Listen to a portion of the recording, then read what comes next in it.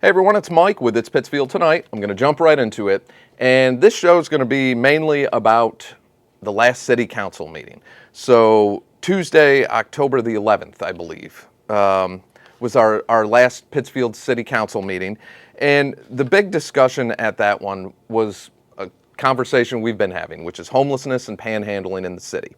So the mayor, along with Justine Dodds from Community Development, gave a quasi presentation on where we're at with this. And, coming up we're 6 months away from polling papers for the next election. So, you're going to hear how the mayor saved everything.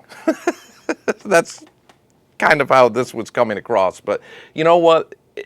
If it's for numbers and political reasons, for whatever the reason is, if these programs go through and we get the help to the people who need it, so be it. I really don't care how it gets there. But anyway, I just found it odd that how much she's pushing this issue, because it's a huge concern to the community, as it should be. So during the presentation, they briefly talked about the First United Methodist Church on Finn Street, the 45-bed unit that will be coming online in the spring there. And that will be run by ServiceNet, who runs our sheltering programs right now, and they are running the former St. Joseph's High School shelter, which will stay open until the First United Methodist Church goes online. She talked about the proposed 28-unit apartment units that Berkshire Housing would be running, which will be located on the corners of Henry Ave and West Housatonic Street across from the hot dog ranch. She talked about the other church, I believe the Zion, I forget the full name of it, I believe it's First Street, but that church in a program that they'll be hosting there. She talked about White Terrace, that was in discussions, that will be affordable housing that will be put in there, and basically how she just, out of nowhere, decided she just solved the whole homeless problem. Now, these programs sound great, and the First United Methodist Church sheltering program, as you know, I've been covering that since the beginning on that. I've done interviews there with them. I've toured the facility through the process as it's been under construction. They've had some obstacles that they've had to overcome, permitting obstacles. In the beginning alone, just local businesses that didn't want them there. One local business in particular that adjoins their property had a lot of concerns about that shelter going in there. So they had to overcome those things and make some negotiations and all that. And I won't say who that business is, but I'm sure many of you know or could figure it out. But anyway, they did come to an agreement on that. There was a lot that they had to go through to get to where they're at now. It looks like by spring that will be online, which means the former St. Joseph's High School will be closed, and then they will move operations to that location. As far as White Terrace and as far as Henry Ave and West Housatonic Street, those are proposals that look like they're going to happen, but they're a ways out. They're a couple of years out, 2 to 3 years. So basically what we're looking at is the First United Methodist Church, a 45-bed unit that will be run by ServiceNet. Looks like the only definitive thing I see coming in the spring, and then the other church, I believe. They got a boatload of money for that, and hopefully that those two programs will be online and going within 6 to 7 months. As far as ServiceNet running things, I'm not a big fan of theirs, and the reason for that is I learned a lot about them as a nonprofit during the pandemic when that whole debacle happened. And I went and I toured the Barton's Crossing shelter when they were there, and it was horrendous. When they shut down the former St. Joe's High School shelter, which was at the time the emergency COVID shelter, and they closed it down in the height of the pandemic. I never understood that. Before there was a vaccine or anything, they shut that thing down. They had They flooded Springside Park because of it. ServiceNet put statements out saying they did nothing wrong. The mayor came out and backed him on that and said everything was done properly. These people basically aren't telling the truth. I mean, they caused that whole scenario. If I had not brought the attention to it that I did, none of that would have exploded within the community like it did. And all of you stepped up. But I gave it the coverage it needed, and I showed it for what it really was.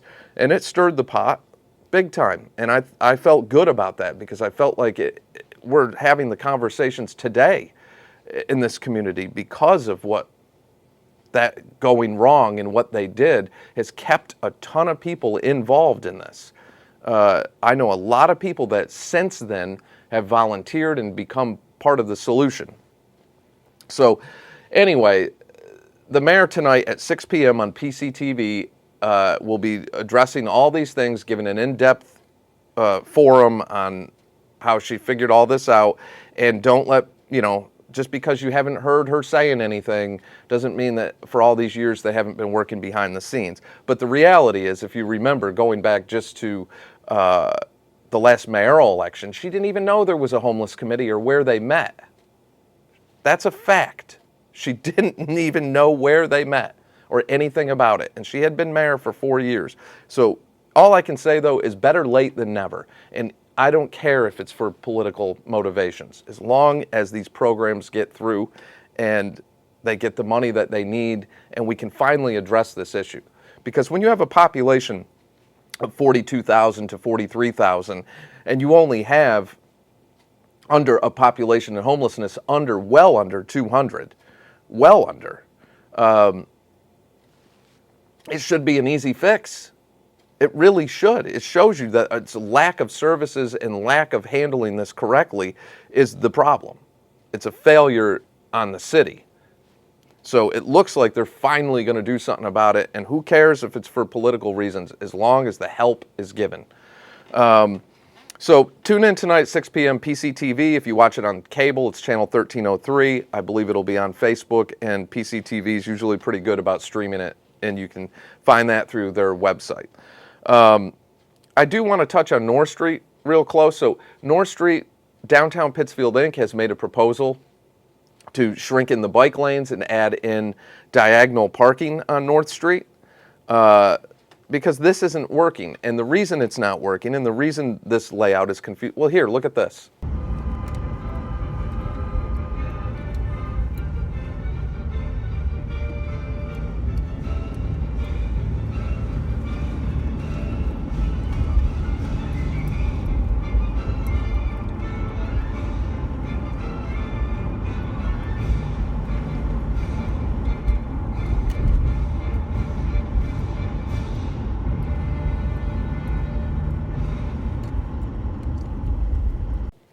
So right there is a perfect example of what happens all day, every day, and why it's so dangerous.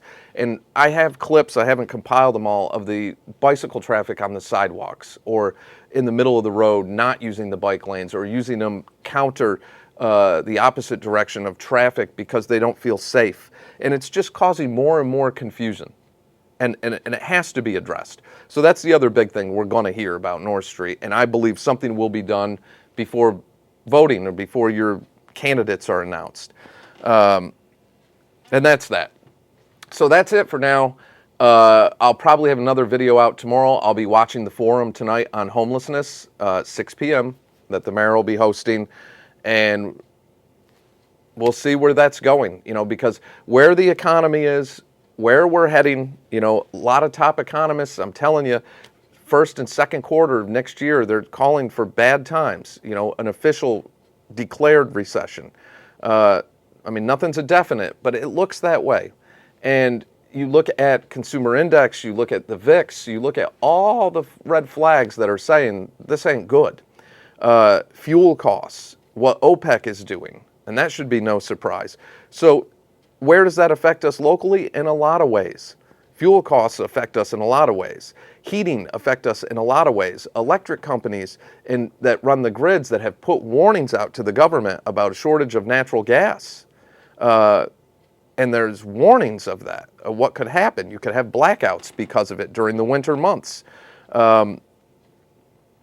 All the bad things that come with a bad economy that will directly affect us. And then, of course, with the feds continuing to raise rates, and we're looking at least 2 more 75 basis point rate hikes from the central bank. So that being said, that will translate into, housing sales dropping and dropping and dropping. So new home and pre-existing home sales are down to a 21-year low, and expect that as rates continue to rise, that's going to drop lower and lower, which is going to make the rental market more and more competitive, and those rental prices keep going up and up.